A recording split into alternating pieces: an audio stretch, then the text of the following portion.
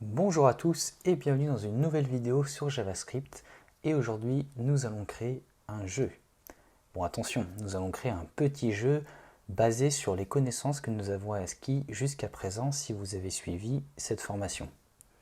Nous allons créer un jeu pour deviner un nombre choisi au hasard par du coup l'ordinateur. Premièrement, j'ai connecté un script, un fichier JS qui s'appelle adventure.js que je n'ai pas créé. Donc je vais créer ici dans mon projet, enfin dans mon dossier, adventure.js. Et du coup, nous allons faire la liste des éléments, des tâches à remplir pour réaliser ce jeu. Du coup, nous allons devoir générer, attends, mettre les accents, générer un nombre aléatoire. Ensuite, dans un deuxième temps, nous devons donner à l'utilisateur la capacité, c'est comme ça, de deviner, donc au final de jouer. L'étape suivante, ce sera de deviner, donc voilà, de faire deviner l'utilisateur et s'il a tort, s'il a faux, on lui fait recommencer le jeu, on lui repose en fait la question pour qu'il trouve. Repose la question. Ensuite, s'il gagne, on stoppe, tout simplement. Alors, ce que nous allons faire dans un premier temps, c'est créer la fonction pour deviner la fonction guess. Donc, on va faire on va créer une fonction guess, qui est la fonction qui va permettre à l'utilisateur en fait de deviner. Donc, c'est le jeu tout simplement. Qu'est-ce qu'elle?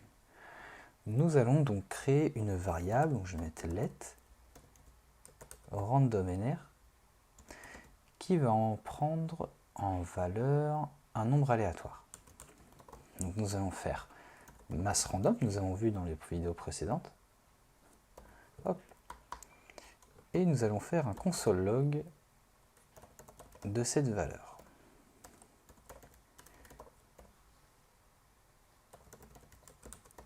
Voilà. Nous allons ensuite appeler la fonction pour l'exécuter. Et du coup, j'ai lancé live server en faisant clic droit Open with live server. Donc ça ouvre une fenêtre et là du coup je vois le nombre qui est généré. Donc si je recharge, donc je refais des sauvegardes en simultané ou même si je recharge ici, on voit le nombre. Bon, ça va être compliqué de deviner un nombre tel quel. Du coup, nous ce qu'on aimerait c'est deviner un nombre entre 1 et 10. Du coup, ce qu'on va faire, c'est multiplier donc le nombre aléatoire, mass random, par 10. Et là, on obtient, c'est beaucoup mieux. Ce qu'on obtient est beaucoup mieux. Alors évidemment, on ne va pas deviner un chiffre, un nombre avec des décimales. Ce que l'on va faire, c'est créer une variable en fait, de conversion qu'on va appeler fixNumber, qui va être une fonction qui s'appelle floor, qui arrondit en fait notre nombre.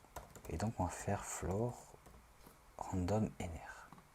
Voilà, random number. Et on va afficher ce dernier. 3, 4, 5. Une petite subtilité, on n'ira jamais à 10 parce qu'il arrondit en dessous à chaque fois. Il n'arrondira jamais au-dessus. Floor arrondit en dessous. Du coup, si on veut avoir le nombre 10, il faut tout simplement multiplier par 11. Et là, on va avoir un nombre 10. Bon là, je ne sais pas quand il va tomber, mais croyez-moi sur parole, on l'a bien. Du coup, il faut ensuite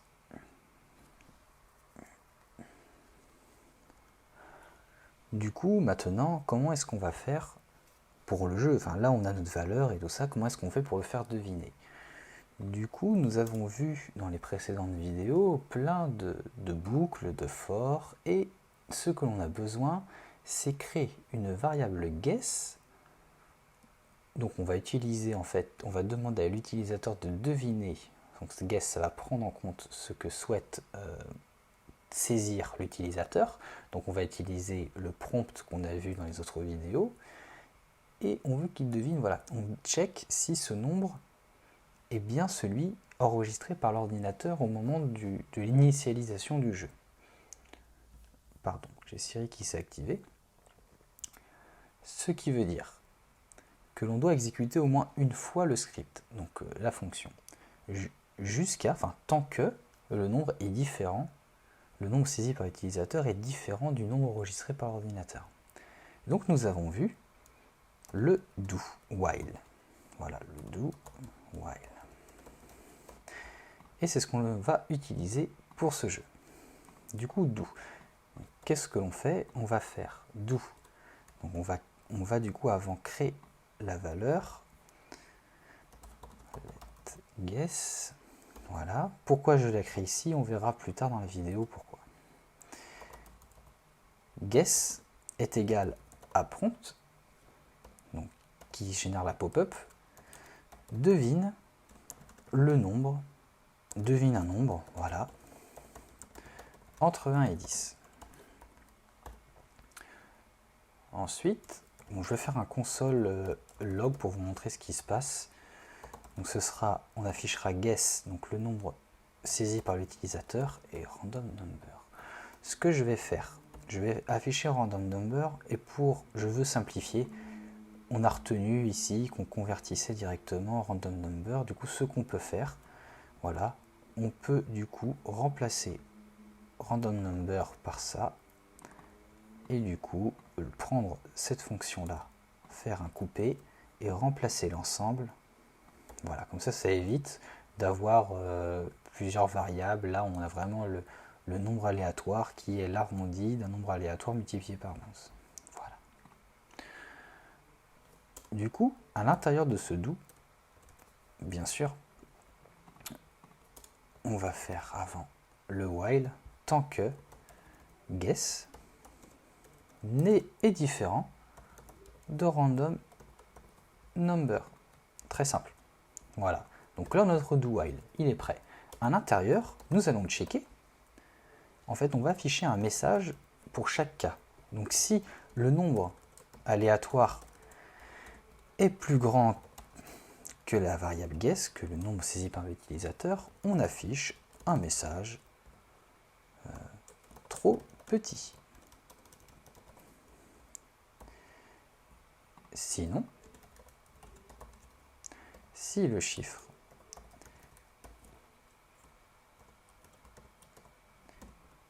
est plus petit, on affiche trop grand.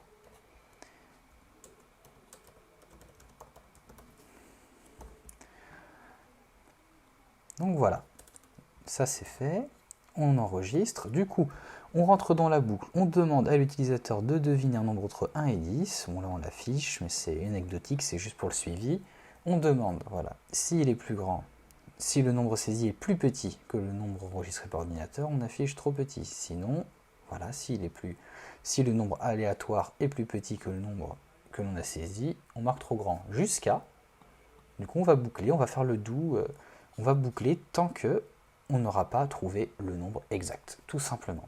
Donc on va faire le test. Deviner un nombre entre 1 et 10. Je vais saisir 2.